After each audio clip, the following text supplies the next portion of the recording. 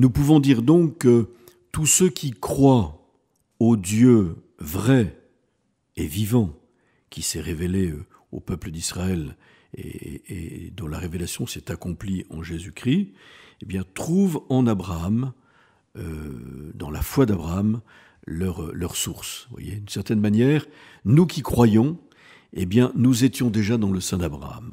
C'est un grand mystère, hein, et qui veut dire qu'Abraham demeure pour nous quelqu'un qui nous enseigne ce que c'est que la foi. Et nous passons maintenant à cette autre figure, encore plus parfaite qu'Abraham, bien sûr, puisqu'il s'agit de la Vierge Marie. Hein, nous sommes au début, hein, de cette nouvelle alliance qui va s'accomplir. En elle, d'une certaine manière, que la tradition a saluée comme la nouvelle arche d'alliance, parce que c'est elle qui porte en elle celui, le Dieu vivant, qui fait alliance avec nous en Jésus-Christ, et qui est d'une certaine manière salué comme tel au jour de la visitation, quand saint Luc, pour dire le tressaillement de Jean-Baptiste dans le sein de sa mère Élisabeth, lorsque Marie, qui est déjà remplie du Verbe fait chair dans son sein depuis peut-être une semaine, eh bien, le mot tressaillir est le même mot que la Bible utilise lorsque David tressaillait de joie et dansait en tournoyant devant l'arche d'alliance qu'il faisait remonter jusqu'à Jérusalem. Voyez, et donc Marie est vraiment saluée comme la nouvelle arche d'alliance ou l'arche de la nouvelle alliance. Marie est l'exemple par excellence de l'obéissance de la foi, lorsque l'ange Gabriel vient faire irruption dans sa vie, cette humble vierge qui a décidé dès son plus jeune âge de consacrer sa vie à Dieu dans la virginité, c'est-à-dire y compris son corps. Elle a été accordée en mariage, comme nous le savons, à Joseph de la maison de David, mais Joseph respecte infiniment son vœu de virginité, qui est assez inédit au moment du Christ, car toute fille d'Israël aspire, depuis la prophétie d'Isaïe, à devenir la mère du Sauveur, sans savoir d'ailleurs que ce pourrait être le Fils de Dieu. Et Marie, elle, est tellement unie à Dieu qu'elle veut consacrer toute sa vie à Dieu. Elle exprimera d'ailleurs dans son dialogue avec l'ange Gabriel, où elle apparaît tout à fait réaliste, hein, par rapport à ce mystère qu'elle ne peut pas comprendre, que Dieu est en train de lui révéler à travers l'ange Gabriel, qu'elle deviendrait la mère du Sauveur, de l'envoyé de Dieu, qu'on appellera le Fils du Très-Haut. Elle dit « Comment cela va-t-il se faire, puisque je ne connais point d'homme ?» Et pourtant, on sait, par le verset qui inaugure cette péricope évangélique, qu'elle est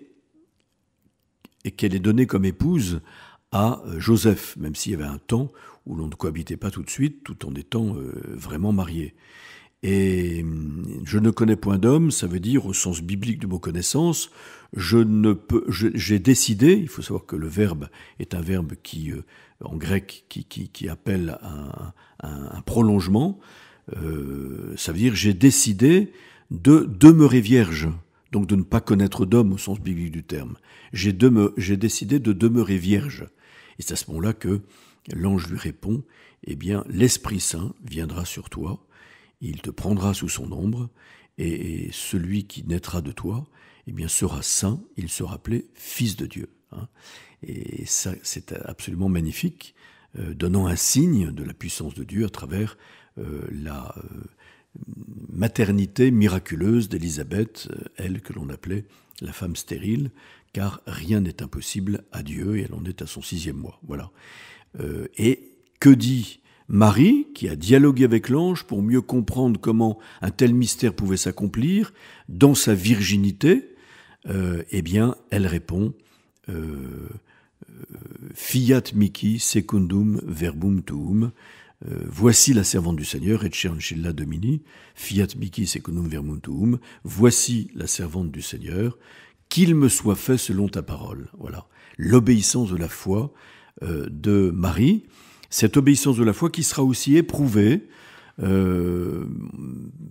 avant le mystère de la croix, déjà le jour de la présentation de Jésus au temple, où le vieillard Siméon annoncera que Jésus sera un signe en but à la contradiction et qu'elle-même un glaive lui traverserait le cœur.